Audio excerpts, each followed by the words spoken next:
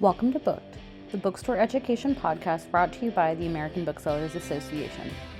In this episode, we'll be listening to KPIs for the children's section, a session that was presented at Children's Institute 2026 in Schaumburg, Illinois.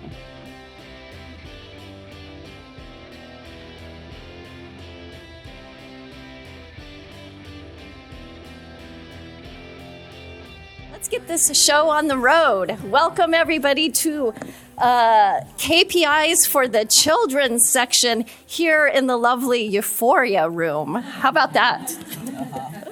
Actually I was thinking about what a good time to do this session. We've had a full day of hearing about so many great books and books that I know we're all excited to go back home and connect readers with those books. And now we have a session to help us think about what's the data we need to keep our stores going? What are some things that can help us make sure our businesses are healthy so that we can keep doing that work that we all love to do? Let's see here. Let's start with our housekeeping things. You can scan the QR code for slides. It's also in the app. We want you to fill out the survey that gives ABA input on what kinds of sessions to do in the future. This session is being recorded, so later there will be questions. We want you to wait for the mic so that people in the future listening to this recording can hear all of your great questions that I know you're going to ask. And everybody silence your cell phones. There's also the antitrust guidelines that I know you've been hearing at different sessions, but we want to share ideas, but we can't talk about price or pricing policies, boycotts, or dividing up the market. So we just won't talk about any of those things. Before we get started, I also want to thank our lead sponsor. So thank you to Ingram and thank you to all the publishers who help make this event happen. Also thanks to the ABA staff who do a lot behind the scenes to make this all happen. So very grateful to all of them. We can give them. And also thanks to all of you for being here. So here's loosely what we're going to go through today. We'll introduce ourselves, talk about what KPIs are, why should you be tracking KPIs in your kids section, what are some favorite ones to track, how to put it in action, and we'll leave time for questions and answers. This is our hope by the end of the session that you will come away with these things here on this slide. But we have a lot to talk about, so I'm going to dive in. Well, actually, before I do that, I'm just curious. How many people here are from general stores? Wow. Okay, that's how many are kids only or kids mostly stores? Okay, all right. I always like to know who's in the room. Okay, so we're going to quick introduce ourselves and maybe share a favorite KPI. So I'm Holly Weinkauf. I'm the owner of Red Balloon Bookshop in St. Paul, Minnesota. One of my favorite things that I track regularly because we're primarily a kids store. So we do a lot of business with schools, which shows up in the form of direct orders, but also book fairs. So I'm tracking our different revenue streams and seeing how that changes over time and how that lines up with the staffing that's allocated to each of those things. So that's one of the things that helps me out a lot. Yeah, I'm John Cavalier. I own Cavalier House Books, and we have two stores in Louisiana, in Denham Springs and Lafayette. And one of the KPIs that I like to track a lot, very frequently, is sales especially for events like sales per staffing costs, so that way we can kind of keep an eye on staffing needs and adjust accordingly. My name is Danielle King. I'm the general manager at Left Bank Books in St. Louis. I did a KPI panel a couple of years ago, and at the time, my favorite KPI was customer transactions per category per period. I got fancier, or less fancy now, and I'm now doing I would say my favorite now is different users of our POS department sales by month. It is very interesting to see who is selling all of the kids' books, for example. Not the kids' buyer, but she's up there. So. I'm Sam with Aaron's Books in Pennsylvania. We're a small town general interest store. And I run reports like daily, so it's hard to pick my favorite. Pick a favorite child. Exactly, my favorite book. One I don't like running, but I use it a lot, is our stale inventory report.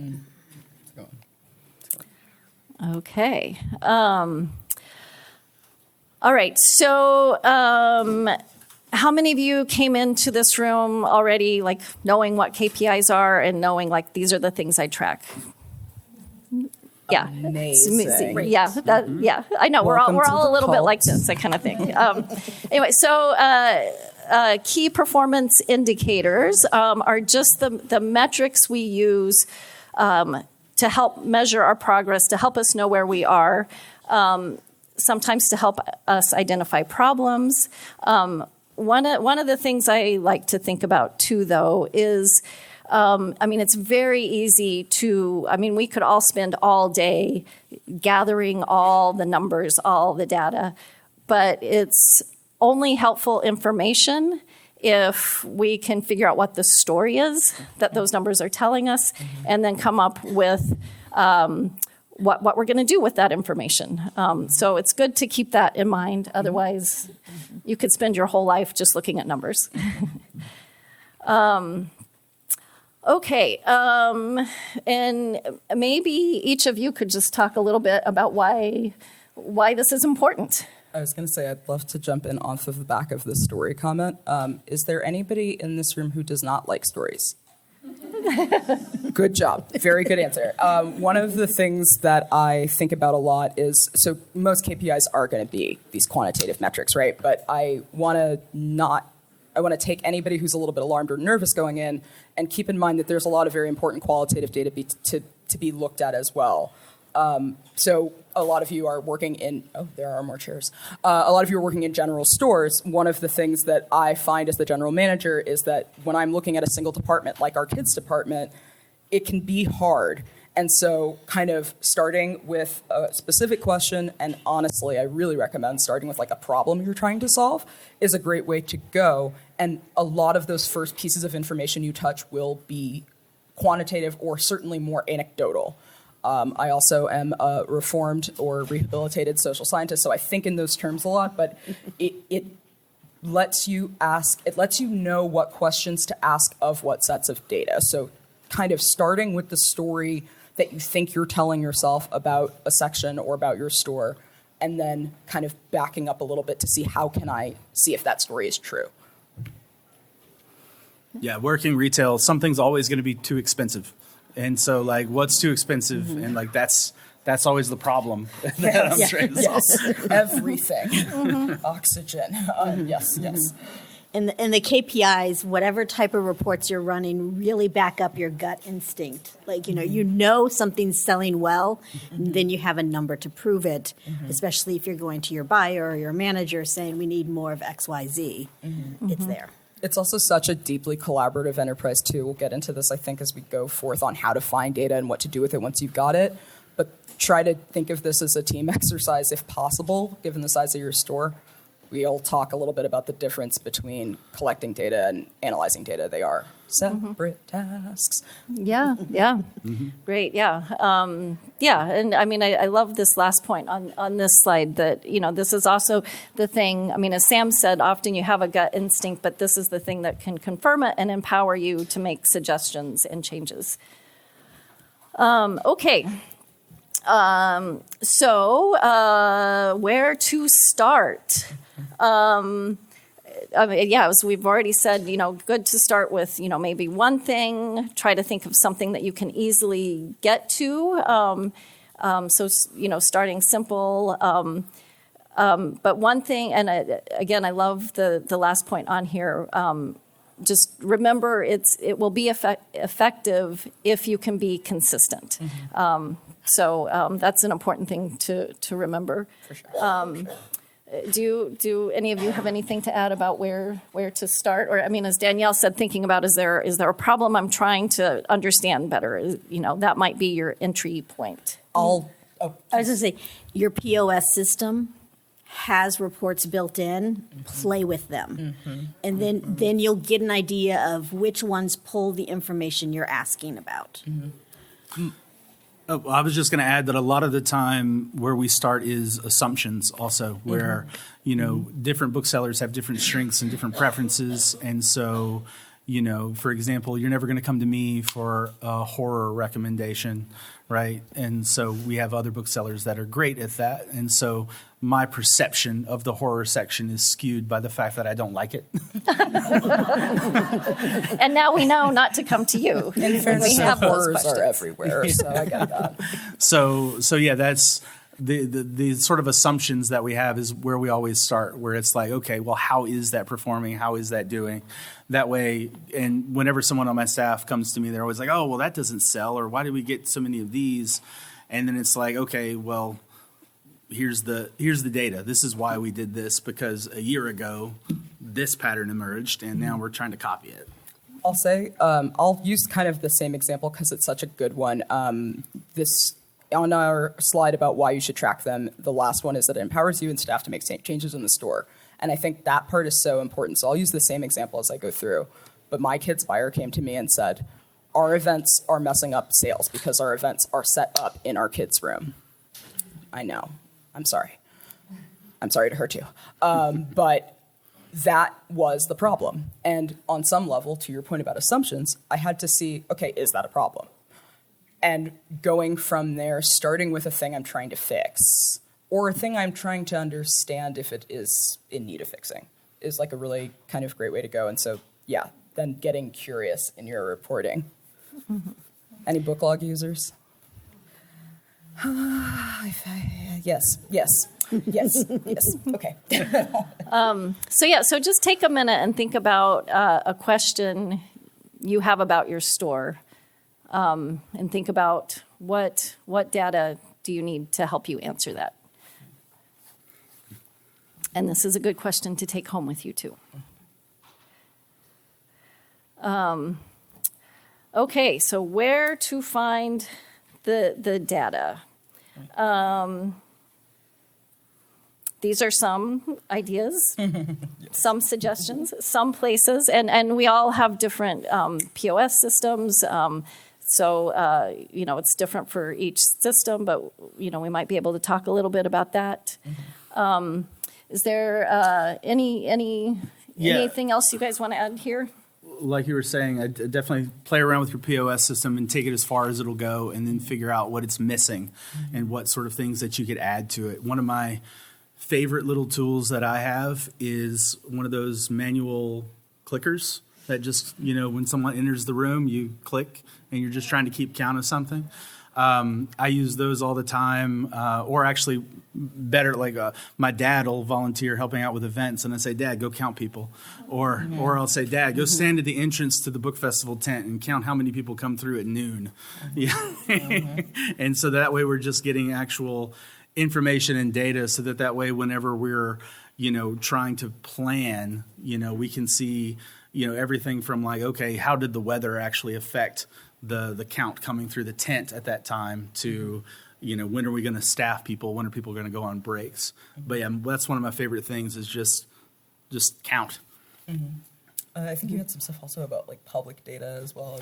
Yeah. So public data is, we do a lot of school book fairs. And so school book fairs are very difficult to try to suss out, like, how is this book fair going to do? And so we use a lot of, especially with private schools, my favorite metric to kind of track with that is using their population size and the cost of their tuition and trying to compare it to the populations and tuition of other schools that I've done so that way we can kind of get a breakdown and we say like, okay, this is the tuition range of this private school that we're going into.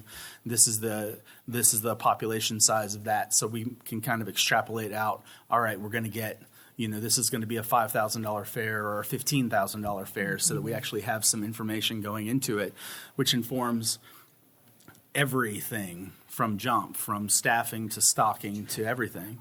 And then same thing with public information that's available through Department of Education. Is one of my favorite resources for the state of Louisiana. Department of Education, it's all publicly available.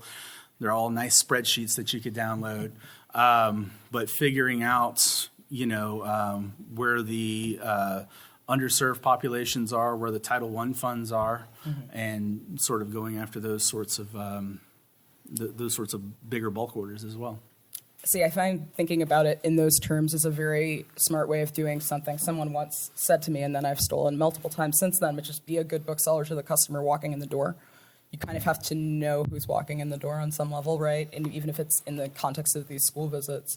And I'll say also, again, using that one example, if you could not come up with a question, hopefully using my silly problem will help you. But when I had my kids buyer bring that thing to me about the events, I was like, okay, what report am I going to use to prove that this made sense?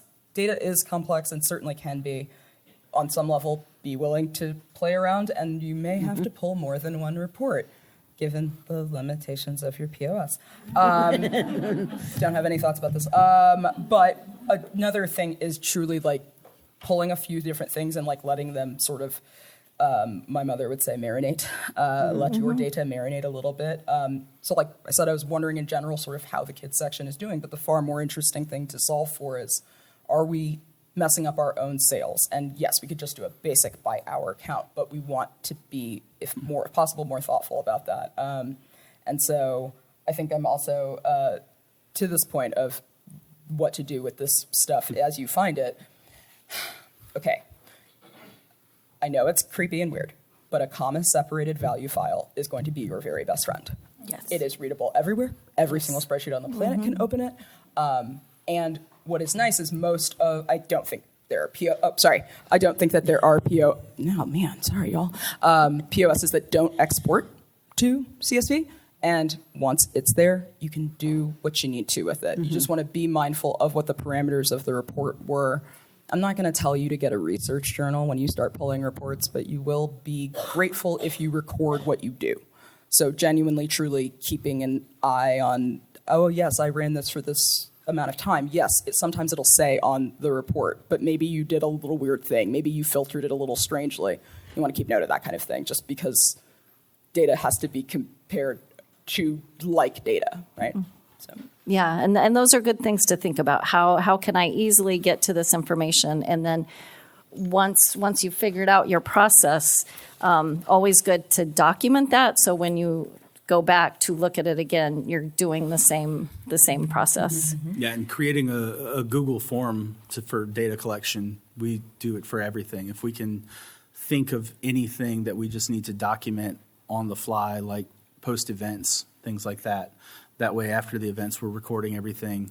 It's fresh. And then we also schedule calendar reminders so that we can update 2-week cycles and 30-day cycles so that we're seeing, if we're doing an event on the first of the month, a month later, looking at it to see, making sure that we're recording the specific sale or the specific author or whatever we're trying to capture.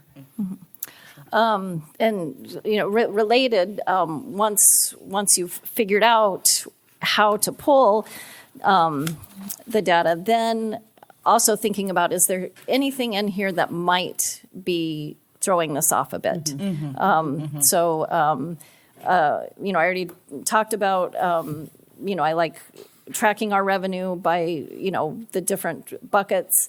But sometimes when we're, looking at our sales, there could be, one section that looks like, oh my gosh, this had a huge increase. But then if I stop and think about it for a minute, realize that we had a one-off thing that happened that, again, it's part of the story of why does it look like it does. But I don't know if you all have other examples of that. There's a cool note that we have on here: red balloon tagging in store versus school sales, which I think is really And actually, to be clear, we don't have a way of tagging, but we have a way of tracking. Yes, I was going to say this is another place where asking the question will sometimes also reveal what limitations there are to your data, and you can make different decisions going forward. A problem we had for a very long time was being able to very easily see when outlier sales were because we did an event offsite. We knew we did one, but if you don't remember working it, and we have historically done quite a few events, sometime I believe last year we did 200.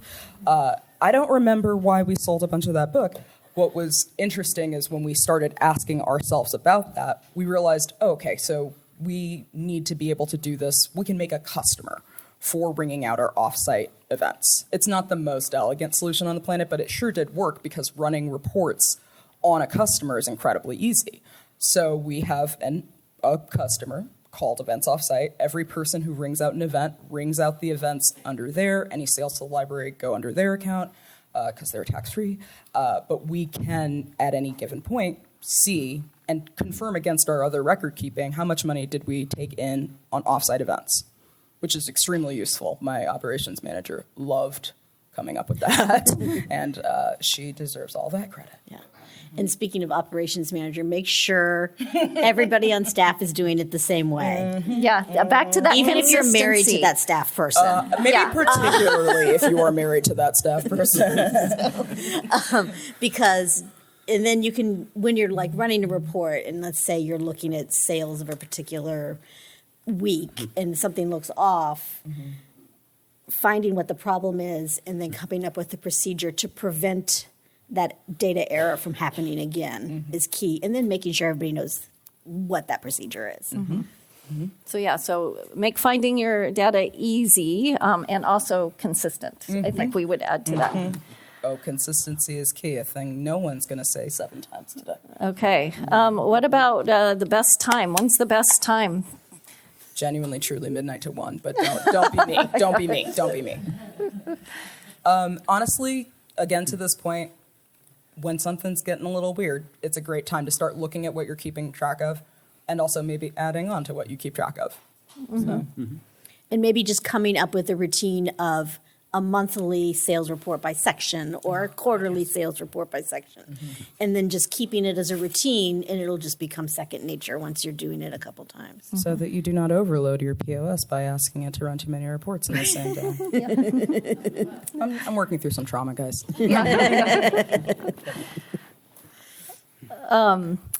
All right.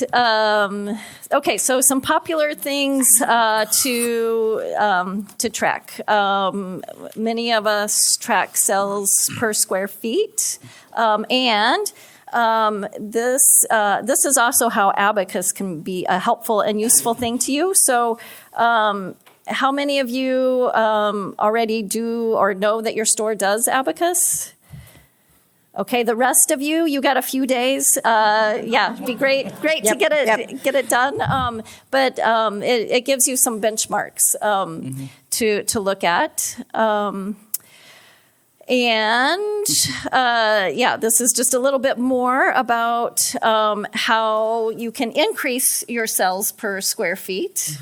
Yes, spinner racks for us. I'm obsessed with spinner racks, especially ones with pockets that are the proper size for the books.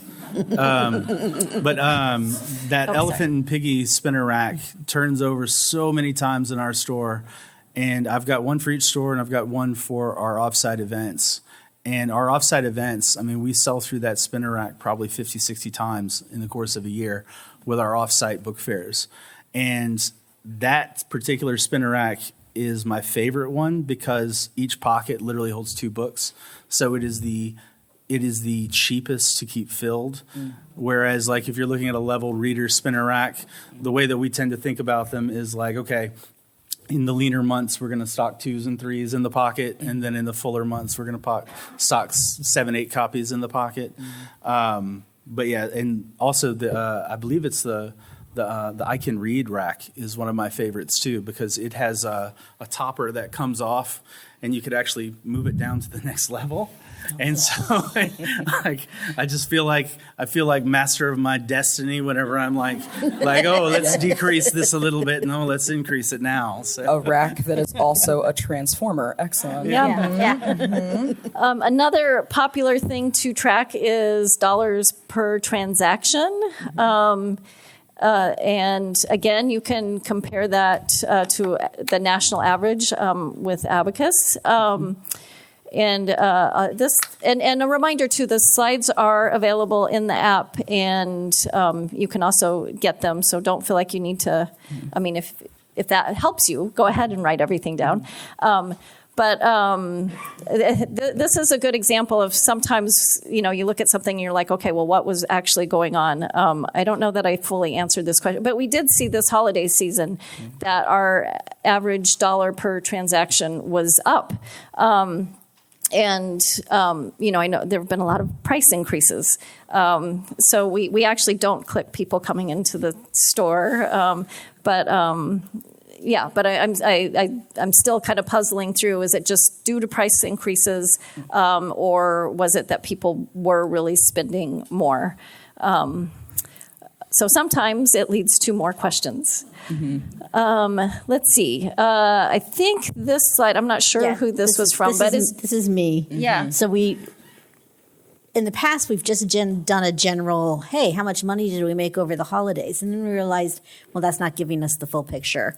So, and this is pulling the data from our POS and then putting it in our own spreadsheet so we could then analyze it. And basically, what we've learned is that while 2025, we were seeing a smaller average transaction number, the average unit price was higher. So we know going into this holiday season that we can take a little risk and get those $70 coffee table books because our average transaction seems to be higher, progressing higher. So it's just one of those things, and then we'll add this year's numbers in and we'll see what that tells us and see if we can create that story. Yeah, and the other thing by looking at this that it's also helped me realize, or I mean I kind of knew but confirmed, is that Saturday we have a higher average just because people are doing more gift shopping on Saturdays. And okay, so we've all touched on a whole bunch of different things, but KPIs can be used in different parts of your store to measure different things. So sometimes it is around sales data. Sometimes it's around inventory. Are we buying the right thing, wrong thing? Is it lining up with what our customer wants? Sometimes it's around events. Sometimes it's around our customers. So again, thinking about what is it that you're trying to drill into and get a better understanding of. I'll say also that one of the things, thinking in terms of average dollars per transaction, and also that example I was using, that zooming out is can be so helpful. So one of the things that we noticed was that the percentage of our sales total that kids made up was going up, and the number of items sold was going down in our exact same question. Is this just inflation? Is this just, or is something else going on? And it turns out that touching it a little bit deeper, cutting it, we went hour of the day, we did day of the week and month, and also just looked at the way we'd received books. We ran some receiving reports as well. And it turns out my kids' buyers just taking really cool bets on really cool stuff, and people are biting. And that's fantastic. That's exactly what you want. Being willing to kind of look at it means that she's able to make different kinds of inventory choices. More, slightly riskier inventory choices because she knows that they have paid off in the past, if that makes any sense. And we do have, we all have our point of sale systems. We have different spreadsheets we use, but also Edelweiss can help us get to some of this info too. Yeah. This is my little plug for Edelweiss because it'll fill in those gaps that your POS system might be missing. Really? For instance, I love Basil, been with it for 15 years. it won't do turns for us. It doesn't have that capability. But Edelweiss Analytics does turns for us. So we can match the data from our POS with what we're seeing in the Edelweiss Analytics. You see, again, the reason why it is helpful to get comfortable exporting your data from one system so that you can look at it and something else at the same time. Yeah. Yeah, and then I think you wanted to speak to that's this. what the turns look like. Yeah.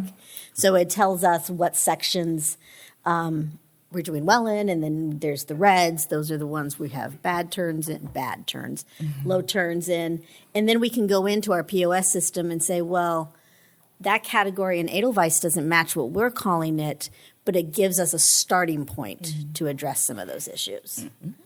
So, and then the next one I think is, it's my little video. So one other thing I do, so KPIs is good at looking back end, what you did. This is a way that I look forward using data, and that is I do a filter through Edelweiss, again, a little plug for Edelweiss, to look at what we're ordering. So I'll pull up like the next month. I'm not the book buyer, but I'm the one that like manages the money stuff. So I want to make sure we're getting in the stuff that's going to make the money. So I'll pull a report, and then I can filter that report by comparing it to other bookstores in our region or nationally as to what they have on order through Edelweiss. And then I can see, did we miss a big title, or are we over ordering something that no one else is going to be carrying? No one's going to hear about it because it's not getting any publicity. So I can just run that and then rush to order the thing that we might have missed. So it's a good way to see how you're doing just in general with your ordering compared to other stores. And so there's a lot here, a reminder too that afterwards you can come up and ask more questions and ask Sam more details about this. All right, let's see. I'm going to do a little time check here. All right. Okay, so one of the things we've talked about too is like for events, sell-through rates. That's another thing you may want to track. I will say the statistics here for us, that's like when we sell through 60%, that's a good place for us. Often we're not there. Sometimes we sell more, but that's another KPI you might want to be tracking. Okay. And let's see. I think maybe, in the interest of time, I'm going to keep us moving along. Please. But we can come back and talk more about sell-through rate. Let's see. Sure. Okay. Let's move on to, you figured out what it is you want to track. You figured out how to get the data and how to be consistent with it. Now what do you do? So one of the things, and again, using a combination of our sales reports, our inventory reports, but also looking at one of those graphs in Edelweiss, I was able to determine that our baby sales were not aligned with the inventory we were carrying. That it seemed like that section needed to grow. We needed to have more inventory. So we did a little rearrange to give it more space, our baby section. So this is something we did like right after the first of the year. And as I was thinking through this, I felt pretty confident that that's what we needed to do, but I was like, wait, I haven't gone back and specifically looked at that. So I just checked, January through May this year compared to last year.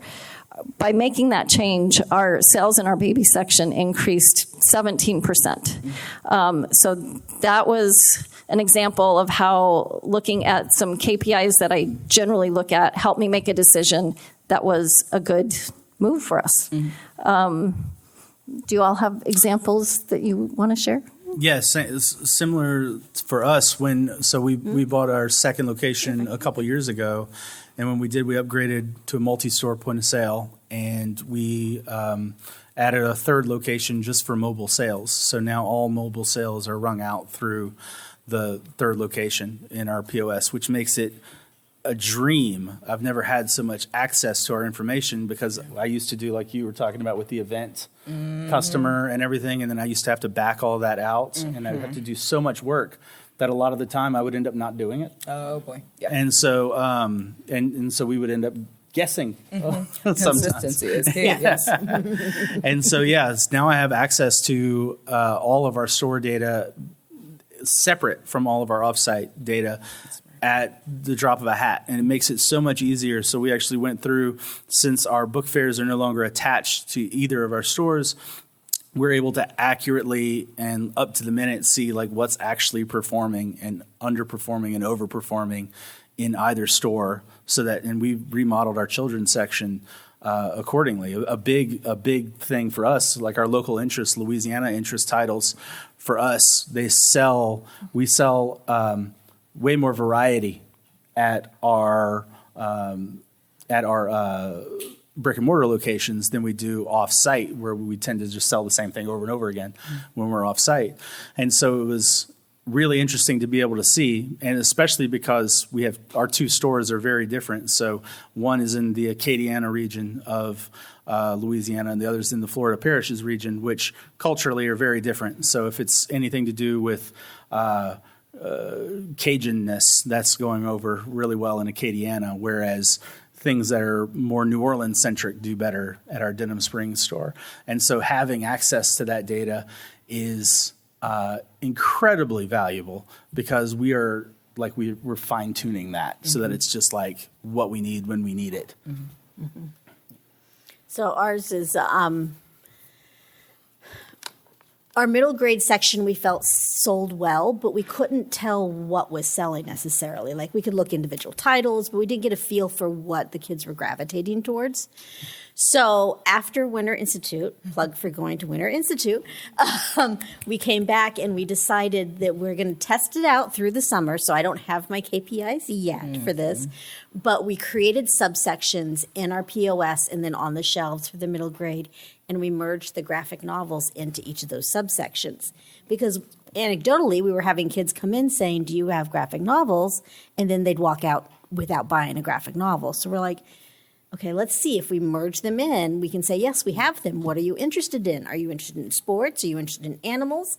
And then we can direct them to that shelf, and we can see, are they buying just the graphic novels, or are they also now looking at the chapter books? Mm-hmm. So we haven't run the reports yet, but I think it's working. Stay tuned. Stay tuned. That's right. Yeah. Next week on whatever episode of this show this is. Excellent. Yes. So to kind of wrap up my sort of events conundrum, we did start running a bunch of strange reports. We ran reports for number of sales. We were running reports per hour, and then day of the week, we were running reports for sales volume. So transactions, items sold, and money. And somewhere in there, we figured out that so we were having our events at either 6 or 7 p.m., usually Monday through Thursday, in the store, eating up the entire children's section, making Andrea make little like effigy like things of me that she would set on fire because I kept ruining her section, right? Once we started running these reports and looking at this together, we were like, okay, it does seem like it's a hit on sales. Our comparison point had to be 2020 when we weren't doing any events, but did still have a lot of sales coming in through the phone. And just we were looking at like, is there a big drop off on these days when we have events? And there was. So now our events are all at 6. They have all been at 6. I mean, I'm going to be honest. She said she complained about this probably a month into starting the job. So I'm glad she did. So most of 2025, our events only began at 6 p.m. All of 2026, our events only began at 6 p.m. Our sales at 7 p.m. have gone up 50%. See, I told you, it was a story with a nice ending. And also, I am here to give this presentation because I was listening to the person who was doing this work, right? We also mentioned earlier, and I think that this is such a good tool, there are different people who are responsible for running different reports in our store, right? Obviously, my kids buyer is very interested in kids things. My used buyer is very interested in used things.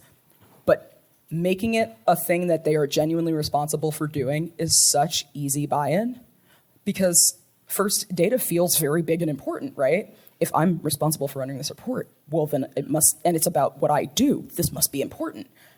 I have this really firm belief that motivation comes from autonomy, and autonomy comes from information and knowledge and the space to learn and make mistakes. So I have previously talked about my consignment buyer learning how to run some of these reports, and it's made her like genuinely a better bookseller. Same for my kids buyer, same for my used buyer. And also, yeah, we like figured out a cool new thing. Also, not for nothing. Nobody likes the events that start at 7 because it means if you work the event, you are going home at 8:45 at the absolute earliest. Because nobody has ever heard, oh, okay, we're going to do the signing line for 30 minutes. Yeah, right. Yeah. So everybody's happy. Everybody's happier. And I give back. To see those sales go up that much was wild, because we weren't doing it every time. We weren't doing it every week, but we were doing it enough that it was genuinely impacting the access that people had to our kids section, which sounds like a duh, but also once the signing line starts, people can start shopping the section again, but they won't if somebody is opening up their book on Robert E. Lee or whatever. They're not coming in. So. Yeah. So again, once you have the information, it can lead to different decisions that you make. I can't remember which one of you talked about. Yeah, and I guess maybe this was you, John. Recategorizing using different. Recategorizing is an epic undertaking that never ends, and people have different opinions and feelings about it all the time. And we're constantly looking at things, saying the one that I'm thinking about right now that we haven't implemented yet, but what I'm thinking about is pulling out, we don't have a category for literature and translation. And so I'm thinking about pulling that out so that we can have literature and translation. We did it a couple years ago. It's very fun. Yeah. So it's ongoing. But yeah, a couple of my favorites in the kids section, heroes and villains and character favorites, are categories that we have that are just, those are the character favorites are just the new Disney movie or the new Pixar movie that's always coming out, and those all the licensed things and stuff. And that's kind of how we try to separate out the licensed properties from the other stuff, the other kids' books. And you'll notice that this is all, again, we're talking about the story we tell ourselves in our store about who we are. There are perfectly good reasons, and we kind of do this too, for things like translated literature, for things like queer literature. There might be an overriding principled reason you don't want to pull those things out. Mine is that I like to trick people who think they don't want to read stuff into reading stuff they don't think they want to read. But it's my delight as a bookseller to surprise somebody, right? And to give them a reason to keep coming back. And so, but you can't know if you don't ask. Like, you can know and think, okay, we will definitely see an improvement here. So maybe we are buying and thinking about having enough to go in a translated section, but also maybe in general literary fiction. Because again, I want to trick you into buying something you don't think you want, but you will love. And every single time, the number of people I've seen, just anecdotally, who come up and go, I was not expecting to find this incredibly gay novel in your regular fiction section. I was like, well, a gay novel is regular fiction. But it's also in the gay fiction section. Don't be scared, right? But again, that's the kind of store we are. There are people as queer and leftist as we have always been who are very nervous to go over into that section, especially for the first time. We've given them a little bit of cover by putting it somewhere else. So again, you can have, you want to be able to see it, and the decisions you make will be a reflection of the story you tell yourself about your store. For us, it's, I want you to find this everywhere. And sometimes we'll do it on purpose, but it's also incredible. Our translated fiction was such a cool project that we've started to split it out a little bit. So very recently we've got Latin American fiction and Japanese fiction. Our Japanese fiction is gangbusters. It's incredible. So yeah. Think about the story you're telling yourself. And sometimes, too, it can lead to physical changes. So I loved this example of yours, John. Yeah, so that's a picture in our kids section. I think it's either middle grade or middle grade plus section. But a great example, just figuring out how much we actually sold in-store versus selling off-site. We made those nice little chalkboard toppers because the shelves used to be one shelf higher, and we used to keep inventory on it. And boom, we just eliminated 2 shelves of inventory that we don't have to maintain in the store. And also, if you notice the slat wall that's between them and the spacing with the spinner racks, that was also done intentionally to have more flexible space so that we can merchandise random things in a better way, and also just trade out spinner racks with different types of spinner racks whenever we have the need. We really do need people to come up and ask John how he turned his stores into Transformers. It's really, really impressive. It really is. I'll tell you, that's all my dad. So I say, Dad, I need chalkboard toppers for these, and he goes, all right, I'll come measure them. Yeah. We all need that, Dad. Yeah. Okay. I was worried we were not going to get through all our material, but here we are with lots of time for Q&As, unless there is some point about your KPIs that you all want to mention first. There was one other thing that I wanted you to mention, actually. Oh, sure. Because you said it at your KPI presentation a year or 2, 3, whenever it was. How dare you remember? And I took it to heart, and it was very helpful. Mm-hmm. And you touched on it earlier. You said data collection and data analysis are separate tasks. And for me, that has been transformative in the sense that it can be overwhelming whenever I'm thinking, like, oh my God, I need to get all this stuff. Let me run 14 reports and then aggregate all this information. But I have delegated and we have assigned responsibilities elsewhere. Mm-hmm. So, our managers are responsible for some reports, our inventory manager, our buyer. And mm-hmm. so now we have all this data mm-hmm. and the consistency is there. Yeah. And so I've really taken it to heart. So I wanted you to kind of... Thanks, John. It is true, and I sort of touched on this earlier. A lot of delegation is because I have discovered I only have 2 hands. It's extremely rude. Every time I see an octopus, I'm jealous. But genuinely, truly, I've probably said this many times. If you've ever had a conversation with me, it has come up that my favorite thing in the world is training booksellers. And what I want them to do is, on some level, care about it as much as I do. But I also, again, have just these 2 hands. And so it's a little bit of what's a better expression than 2 birds are killed with 1 stone? Something like that. You can feed 2 birds with 1 hand. You could feed 2 birds with 1 acorn.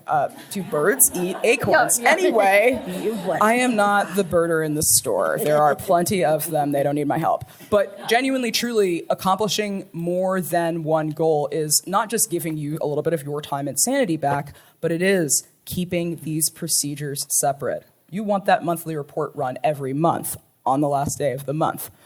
You do not want to, on the first day of the month, try to make a huge assessment of it. First of all, other stuff might be important on the first of the month, like your rent or whatever. But also, once you've given other folks, delegated that responsibility, you know it's amassing, right?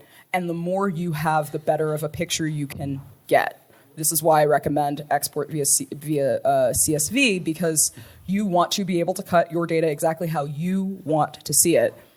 But being too close to it will muddy the waters for you. And so definitely those are 2 different things. It's also just true in our store that I'm the broken social scientist who has to keep a couple of those muscles flexed. But I get to teach other people how to do it. And so there's even some of that early analysis or cleanup of that data that I am not doing. Other folks are doing. And they are buying in because it is a labor of their hands now too. Mm-hmm. As opposed to just the books. Yeah. And I would say, we're working on getting there, but I can see how by having other staff help with the collection, you're much more likely to be consistent. Yeah, because I promise myself I'll do all kinds of things. Yeah. Drink water. Yeah. Come on. Yeah. Thank you. I'm telling you, John's great. Thank you, John. Okay, so we will open it for questions. And again, this is being recorded, so wait for the microphone. And I will also use this to make a plug for as we mentioned, Danielle did a great session a few years ago on KPIs. There was one at Winter Institute.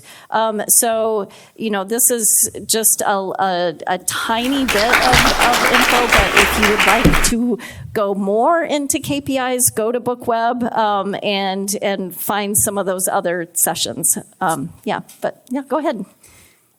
Hi. This actually, my question is leading in from what you all were just speaking on. How do you handle, once you have determined your story from your KPIs that you are seeing, working with a really small, more part-time generalist team to get them interested in it or motivated to also care about the KPIs and want to see that success? Sure. Yeah. I mean, I would say, like, you know, if you can articulate why it's important, so articulating that for yourself is a good place to start.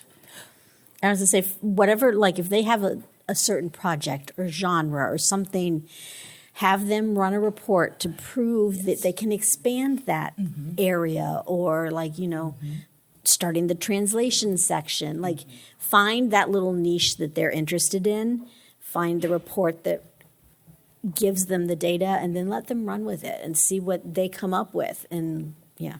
I was going to say, my first recommendation is to make sure that anybody who works at your store can run a report, because you just don't know. And what it's funny, Elena, my bookseller, who started our Latin American translated fiction section, they watched me run an inventory detail for people to do shelf reading once. And we're like, what's that? And I was like, oh, you have a question? I'd love to show you.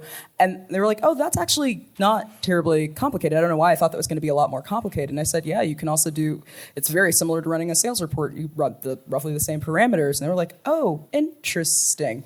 And within a couple of weeks, they'd gone and had a conversation with my backlist buyer, and we're like, I think we could probably get away with one.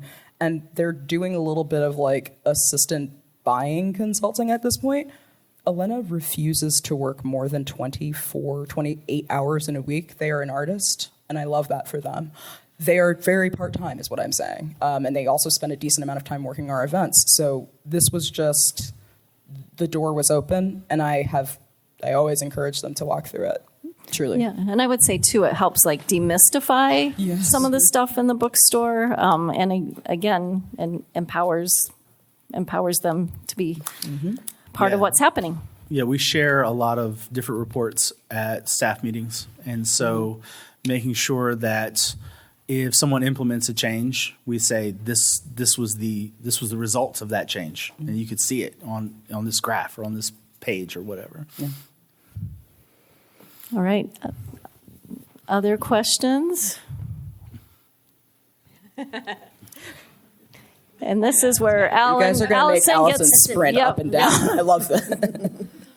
This is probably a silly, naive question. For somebody who's like just opening their store, where do we get the spinny racks? There are no silly questions. Not here. No, a lot of publishers provide them, so you can do a minimum order and just get them for free from the publisher, or there are also more generic spinner racks. Some of my favorite ones I bought when Borders was going out of business. I was going to say, and it is always a deeply disturbing tragedy when it takes place, but also if there are library or other school closures, those are very often, they are not interested in selling, they are simply interested in getting rid of it. We also had a bookstore in town that happened to close. She had gorgeous furniture.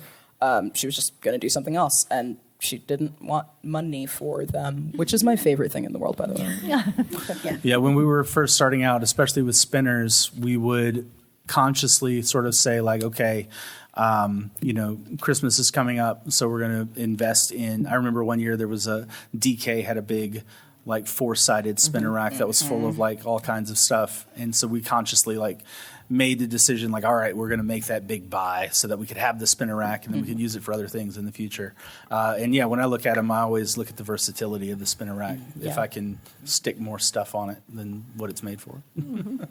I will say, as the general manager of a 56-year-old, 57, I can't math right now, old bookstore, try not to hold on to more than you can actually store. Yes. Our basement is just referred to as the creepy room, and it has earned that every day. We have spinner rack forest upstairs. Yeah. Oh, that's beautiful. That's beautiful. It's like a 10 by 10 room, and it's full of old spinner racks that are piled. So maybe also check with John. He might have one. Yeah. Seriously. If you're in South Louisiana, stop by. Stop by anytime. Yes. All right. Other questions, big or small? Please. One, yeah.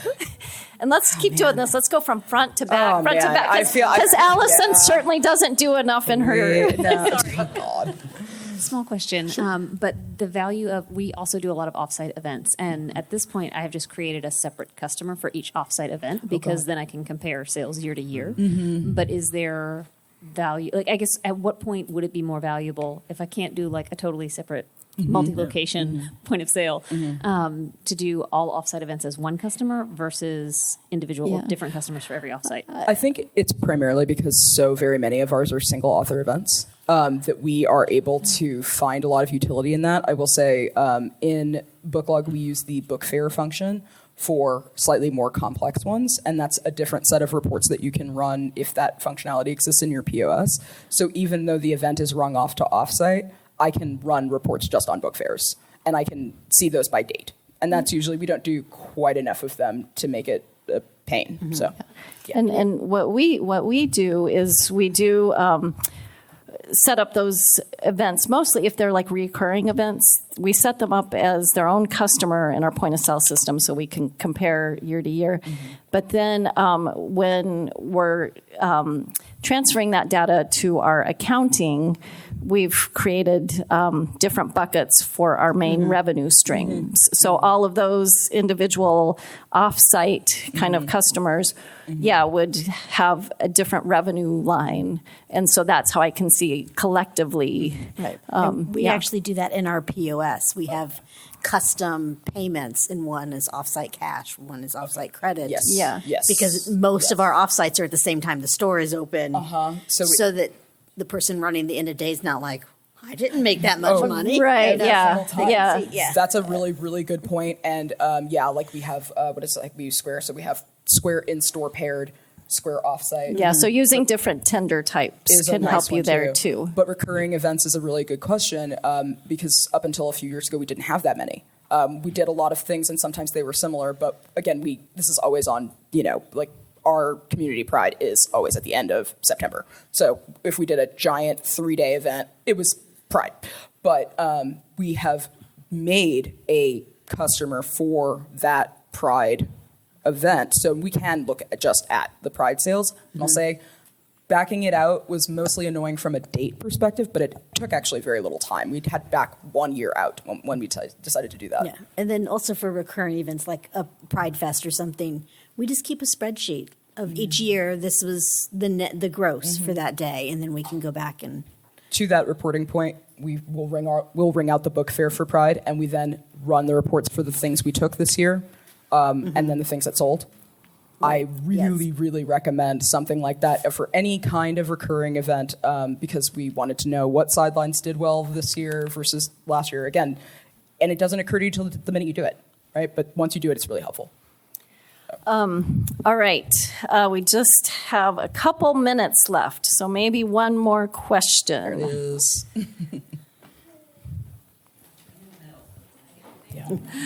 Okay, so you guys gave us all your favorite KPIs. What's your weirdest one that you keep track of? I know, like, we keep track of weather, and it's really informational, but what's the weirdest one that you guys keep track of that you're like, oh, this might help? We also keep track of weather, which in Minnesota can be, 3 feet of snow to 90 degrees and humid. I'm trying to think of, anybody else got a weird one? I've got a crazy weird one. I've got a crazy weird one. So all of the light fixtures in my store have a code attached to them. There are 97. It's about 5,500 square feet, but there are just a lot of individual light fixtures. Each one is near a particular section, and there's some overlap to them, but I did check because sometimes the thing I'm worst at is replacing the light bulbs. It's a really big ladder. It's a really tall thing. I don't like doing it, and I can see when we have like a sales dip in 250, which is our category for fiction, and then I just immediately go and check the light bulb. And so when I run my sales report, I can map the light bulbs onto it because it's in a CSV format. So I can just be like, oh, fiction? Yeah. So, again, the story you tell yourself. I'm going to change the light bulbs this weekend. The story you tell yourself. Yeah. All right. Well, like I said, feel free to come up and ask other questions. Be sure to rate the session. If anybody needs a paper session evaluation, we have those in the back. Go start tracking your KPIs. You are indoctrinated into the cult.